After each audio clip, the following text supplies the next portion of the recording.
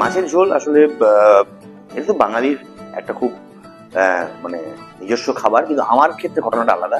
আমি একটা মাছের ঝোল বলে সিনেমা করেছিলাম, যেটা ডিরেক্টর প্রতিম ডি গুপ্ত। আর আমার মনে হয় যে আমি এমন একজন যে মাছের ঝোল আগে করেছি, রান্নাবাটি পরে করবো। বর্ষার দিনের খিচুড়ি বললে বৃষ্টির শব্দ মনে পড়ে, বাড়ির প্রিয় কোণ মনে পড়ে, খিচুড়ির সঙ্গে অনেক রকমের ভাজা মনে পড়ে। বাঙালি খাবারের নামে যদি আমার ভাবতে হয় তাহলে লুচি আর পায়েস।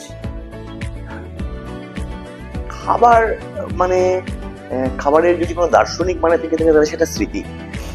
খাবারের সাথে সত্যি ভীষণ স্মৃতি জড়িয়ে। একটা খাবার আমি দেখেছি যে একটা চামচ 10, 15, 20 বছর আরামসে পিছিয়ে নিয়ে যেতে পারে। তো আমার কাছে খাবার মানে স্মৃতি। আর এই মুহূর্তে খাবার মানে অবশ্যই রান্নাবাটি। আমার ছবি আসছে 7 নভেম্বর, খাবার মানে রান্নাবাটি।